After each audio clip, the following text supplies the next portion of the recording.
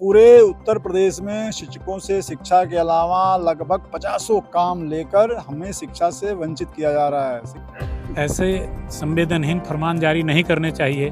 जैसे हमारे अध्यक्ष जी कहे कि यदि वो यहाँ आ जाएंगे तो हम लोग उनसे भूसा भरवाने और ढोवाने का काम जरूर करेंगे। लेकिन इस तरह का जो आदेश जिस अधिकारी ने किया है, मुख्यमंत्री जी से मांग करते हैं कि उनको निलंबित करते हुए किसी गौशाला से संबंध करते हैं। शिक्षकों का मान सम्मान गिराने वाला आदेश है और ऐसे अधिकारी के दिमाग में भेजे में भूसा ही भरा होगा। नमस्कार, मैं आतिश कुमार, आप देख रहे हैं बेधड़क खबर। आपको बता दें कि सरकारी फरमान को लेकर के शिक्षक संघ में कई बार चर्चाओं में बना रहता है और शिक्षक संघ कई बार सड़कों पर उतरकर विरोध प्रदर्शन भी करते हैं। ताजा मामला बरेली से निकल कर आया है, जहां बरेली के बीएसए ने एक ऐसा आदेश जारी कर दिया जिसको लेकर विवाद हो रहा है, क्योंकि अब सरकारी जो टीचर हैं बरेली में वो निकल करके घर से और अब भूसा जुटाने का काम करेंगे, जो गौवंश के लिए वो भूसा इकट्ठा करेंगे। इसी बीच हम गोरखपुर में मौजूद हैं, हमारे साथ शिक्षक संघ के जिलाध्यक्ष राजेश जरदुबे जी हैं। इनसे बात करेंगे कि आखिरकार शिक्षकों को अलग अलग तरीके का काम सौंपकर यूपी का शिक्षा विभाग हो या बरेली का बीएसए प्रशासन क्या करना संदेश देने की कोशिश कर रहा है। देखिए, पूरे उत्तर प्रदेश में शिक्षकों से शिक्षा के अलावा लगभग 50 काम लेकर हमें शिक्षा से वंचित किया जा रहा है, शिक्षा देने से अलग किया जा रहा है, जिससे निरंतर बच्चों की संख्या में भी गिरावट हो रही है। जब हमारे विद्यालय में नामांकन का समय आता है तो सरकारी फरमान ऐसे ऐसे जारी किए जाते हैं कि ये करिए, वो करिए, वो करिए। शिक्षण कार्य के लिए हमें मौका नहीं दिया जा रहा है। जहाँ तक बरेली में भूसा लाने का फरमान जो जारी हुआ है, ये अधिकारी के दिवालियेपन का द्योतक है और दुर्भाग्यपूर्ण है। जहां भारतवर्ष में राधा कृष्णन और चाणक्य जैसे शिक्षक हुए, वहां आज शिक्षकों के प्रति इस तरह का आदेश जारी किया जाना उनके पागलपन को दर्शाता है और दुर्भाग्य का विषय है। यद्यपि वहां के शिक्षक संघ के विरोध के बाद वो आदेश वापस ले लिया गया, लेकिन दुर्भाग्य का विषय है कि ऐसा आदेश उनके जेहन में आया कैसे। और मैं आपके चैनल के माध्यम से, समाचार चैनल के माध्यम से उनको अवगत कराना चाहता हूँ कि यदि कभी भी गोरखपुर में उनकी पोस्टिंग हो गई तो वो आदेश करें ना करें, लेकिन उनसे भूसा ढुलाने का काम हमारे शिक्षक समाज के लोग जरूर करेंगे और मैं दिखा दूंगा उनको। और अभी देखिए जनगणना में लगे हमारे प्रगणक साथी इतने गर्मी में 40 डिग्री, 42 डिग्री, 45 डिग्री के टेम्परेचर में घर घर जाके मकान गणना का काम संपादित कर रहे हैं, लेकिन तहसील के लोगों ने झूठे डेटा के आधार पर सैकड़ों शिक्षकों के वेतन को रोकने का आदेश जारी करवा दिया। हम लोग अभी एडीएम फाइनेंस से मिल के आ रहे हैं, एडीएम वित्त से, और उन्होंने आश्वस्त किया है कि शाम तक मैं 92-93% जो उनके पास डेटा है कि लोगों ने काम प्रारंभ कर दिया है, मकान गणना हो चुकी है, तो वेतन जो रोकने का फरमान हुआ उसको उन्होंने बीएसए को फ़ोन करके कहा है कि समीक्षा होने दीजिए। समीक्षा के बाद जो लोग काम नहीं कर रहे होंगे उनका ही वेतन केवल रोका जाएगा, बाकी जो भी काम कर रहे हैं उनका नहीं हुआ। तो ये है, ये गोरखपुर में शिक्षक संघ एकजुट है। आप देख रहे हैं यहाँ पे हम लोग अपने साथियों के लिए हमेशा लगे रहते हैं और अगर इस तरह का आदेश गोरखपुर में कोई अधिकारी कर देगा तो हम उसको चैन से बैठने नहीं देंगे। आप कह रहे हैं कि ऐसे अधिकारियों से अगर उनकी पोस्टिंग गोरखपुर में हो जाती है तो उनसे भूसा ढुलाने का काम किया जाएगा।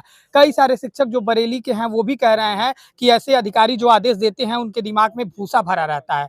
और एक बात और वो कह रहे हैं कि आज भूसा ढुलाने का काम कह दिया गया है, आदेश दे दिया गया है, कल को कहा जाएगा कि आप गोबर ढो के लाइए। ऐसे में आपको नहीं लगता कि शिक्षकों पर ऐसा दबाव बनाया जाता है, दबाव बनाने की कोशिश की जाती है, क्योंकि बीएलओ की तैनाती के तहत उनको कर दिया जाता है, जनगणना में उनकी ड्यूटी लगा दी जाती है, अभी जनगणना वो कर रहे हैं, घर घर घूम के घर की गिनती कर रहे हैं, एसआईआर में उनकी ड्यूटी लगा दी जाती है। इसको लेकर के आप लोग क्या सोचते हैं? कोई संगठन के तहत आप लोगों की कोई मांग है? जी, हम लोग निरंतर मांग करते आ रहे हैं कि हमें शिक्षण कार्य के अलावा जो भी इतर काम लिए जा रहे हैं उससे अलग रखा जाए। न्यायालय ने भी आदेश कर रखा है कि केवल चुनाव ड्यूटी, जनगणना जो राष्ट्रीय स्तर के काम है, और पोलियो पहले होता था, अब थोड़ा कम हो गया है क्योंकि पोलियो मुक्त भारत होने की दिशा में अग्रसर है। तो इन तीनों कार्यों के अलावा न्यायालय ने भी कहा कि और कार्य शिक्षकों से न लिया जाए। लेकिन जैसा हमने कहा कि हमें शिक्षण कार्य के अलावा 50 ऐप पर काम कराया जाता है, फील्ड में काम कराया जाता है, इसमें गर्मी की छुट्टियाँ चल रही हैं। हम बार बार मांग करते हैं सरकार से कि गर्मी की छुट्टियां हमसे ले लीजिए, आप हमसे काम कराइए। शिक्षण विद्यालय बच्चों के लिए बंद रहता है, हमें जितना भी गैर शैक्षणिक कार्य कराना है गर्मी की छुट्टियों में करा लीजिए, हमें 30 दिन का ईएल दे दीजिए। लेकिन ये अधिकारी जो हमारे विभाग के आला अधिकारी हैं इस पर कोई ध्यान नहीं देते हैं, लेकिन वो चाहते हैं कि हम कभी भी छुट्टी न लें। इनको 30 दिन का ईएल मिलता है, उस 12 महीना काम करते हैं, उनको साल में 30 दिन का ईएल मिलता है, हमें केवल गर्मी की छुट्टी मिलती है। लेकिन ये गर्मी की छुट्टी हमारे इन अधिकारियों के दिमाग में हमेशा खटकती रहती है कि शिक्षक आराम से न बैठें। और जहाँ तक अभी बरेली की बात है, मैं तो मुख्यमंत्री जी हमारे जिले के हैं, महाराज जी गो प्रेमी भी हैं वो, हम लोग भी गो प्रेमी भी हैं, हम लोग भी अपने अपने घरों में अपने अपने क्षेत्रों में काम करते हैं, गौ सेवा के लिए काम करते हैं। लेकिन इस तरह का जो आदेश जिस अधिकारी ने किया है, मुख्यमंत्री जी से मांग करते हैं कि उनको निलंबित करते हुए किसी गौशाला से संबद्ध कर दें उनको, थोड़ा 2-4 साल गो सेवा कर लें तो उनका असली गो प्रेम है कि नहीं है ये देखने को मिल जाएगा। तो गो प्रेम गौशाला की बात योगी आदित्यनाथ करते हैं, आप कह रहे हैं कि उनके ऊपर कार्रवाई हो। आपको लग रहा है कि योगी आदित्यनाथ कुछ एक्शन लेंगे, क्योंकि वो तो एक तरीके से अलग अपनी छवि दिखाने के लिए जो ऐसे अधिकारी आदेश देते हैं, जाहिर तौर पे वो मुख्यमंत्री की नजर में अच्छा बनने के लिए देते होंगे। नहीं, कैसे मुख्यमंत्री जी के नजर में अच्छा बन पाएंगे? वो शिक्षकों के प्रति इतना घृणित कार्य करने वाला अधिकारी अगर मुख्यमंत्री के जेहन में अच्छा बनने की सोच रखता है तो मुझे लगता है ऐसा नहीं है। मुख्यमंत्री जी इतने संवेदनहीन नहीं हो सकते। गोरखपुर में हम लोग 20-25 साल से जानते हैं उनको, वो बहुत संवेदनशील हैं इन मुद्दों पे। ठीक है, गो सेवा गो प्रेम अलग बात है, लेकिन भूसा ढोना अलग चीज है। हम किसी गौ के प्रति अपमानजनक बात थोड़ी करते हैं, हम उनसे प्रेम करते हैं, हम अपने घरों में करते हैं, हम कहीं सड़क पे भी देखते हैं तो उनकी सेवा करते हैं। बहुत सारे हमारे शिक्षक समाज के लोग हैं जो सड़क के कुत्तों को भी की सेवा करते हैं। हमारे बहुत हमारी संगठन की एक बहन है जो लावारिस लाशों का वर्तमान में गोरखपुर में ही बता रहे हैं आपसे कि रोज 2-4 लावारिस लाशों का उदास संस्कार अपने कर रही है, अपने पैसे से कर रही है, अपने स्वयं कर रही है। तो ऐसे लोग हैं हमारे शिक्षक समाज में, हमारे शिक्षक संगठन में। हमारा एक बहुत मजबूत संगठन है और सभी तरह के लोग हैं, पढ़ाने वाले लोग हैं, समाज सेवा से जुड़े हुए लोग हैं। अभी देखिए हमारे ज्ञानंद ओझा जी हैं, ये रेड क्रॉस से जुड़े हुए हैं। हमारे शिक्षक सैकड़ों बोतल हर महीने खून देते हैं लोगों के लिए जिनकी जान बचती है। तो कोई जरूरी नहीं है कि हमें भूसा ढोने का फरमान होगा तभी हमारा गो प्रेम जगेगा। हमारा गो प्रेम है और हमेशा रहेगा।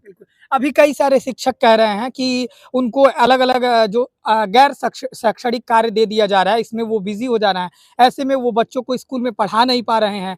ऐसे में जो दाखिला है ग्राफ गिरता जा रहा है, एडमिशन कम हो रहे हैं स्कूल में। इसको लेकर के आप लोग कुछ करेंगे? बिल्कुल, हमने तो आपसे पहले ही कहा कि हमें जब नामांकन का समय आता है तो हमें अन्य कार्यों में फंसा दिया जाता है। ये सोची समझी रणनीति है। सुनियोजित ढंग से इस विभाग को खत्म करने की योजना हमारे उच्च अधिकारी चला रहे हैं और इसमें प्रशासन जिम्मेदार है। मुख्यमंत्री जी को संज्ञान लेना चाहिए कि कम से कम जब नामांकन का समय हो अप्रैल से लेकर जुलाई अगस्त तक, तो इस तरह के कार्यों पे रोक लगावें जिससे हम नामांकन बढ़ावें। हम हमेशा मांग करते आ रहे हैं, नहीं तो आने वाले दिनों में ये विभाग बंद होने से कोई रोक नहीं पाएगा। एक हफ्ते में 100 कुंटल भूसा लाने का जो फरमान था कि एक हफ्ते में 100 कुंटल भूसा ला करके बरेली और बाकायदा उसके लिए रसीद भी कटवाना होगा, पशु चिकित्सा अधिकारी के कार्यालय में भूसा जमा करना होगा, कैसे देखते हैं? ये निहायत संवेदनहीन आदेश है, शिक्षकों का मान सम्मान गिराने वाला आदेश है और ऐसे अधिकारी के दिमाग में भेजे में भूसा ही भरा होगा कि जो शिक्षकों से भूसा ढुलाने का काम करता है। हम उनके इस आदेश की निंदा करते हैं और उनकी घोर भर्त्सना करते हैं। क्या कहेंगे आप? निहायत संवेदनहीन नहीं कहूँगा, बेवकूफ़ी और पागलपन भरा काम है ये। और स्पष्ट कहूँ तो कहूँ कि अधिकारियों को इस तरह की बेखुदगी से बाज आना चाहिए। प्राथमिक शिक्षा सबकी जिम्मेदारी है, उसके संरक्षण की जिम्मेदारी भी है आला अफसरों, सरकार और प्रशासन की है। इसका ध्यान उन्हें देना चाहिए, इस तरह के बेखुदगी से बाज आना चाहिए। ऐसे संवेदनहीन फरमान जारी नहीं करने चाहिए। जैसे हमारे अध्यक्ष जी कहे कि यदि वो यहाँ आ जाएंगे तो हम लोग उनसे भूसा भरवाने और ढोवाने का काम जरूर करेंगे। Thank you. कोई कार्रवाई होनी चाहिए उनके ऊपर? आप बिल्कुल, हमने तो आपसे कहा ही है कि मुख्यमंत्री जी को संज्ञान लेके उनको निलंबित करके किसी गौशाले में ही सबबद्ध करना चाहिए और हम लोग भी जाके उनका सहयोग करेंगे। गौशाले में रहेंगे तो हम लोग भी उनका सहयोग करेंगे जाके। तो गोरखपुर की आवाज आप देख रहे हैं, यहाँ से जो जिलाध्यक्ष हैं वो कह रहे हैं, साफ तौर पे कहना है कि ऐसे अधिकारियों को गौवंश में उनको भेज देना चाहिए, वो गौ सेवा का काम करें, न कि ऐसे शासनादेश बैठ करके जो कार्यालयों में सरकारी आदेश जारी करें। फिलहाल हमारी भी नज़र बनी रहती है कि आखिर ऐसे अधिकारियों के ऊपर कोई कार्रवाई होती है या जो शिक्षक है उनका इसी माध्यम से उनका जो आरोप है कि उनका शोषण होता रहा है, गैर शैक्षणिक कार्य उनसे कराए जाते रहे हैं। अभी के लिए इतना ही। आप देखते रहिए बेधड़क खबर। मैं था आपके साथ आतिश कुमार।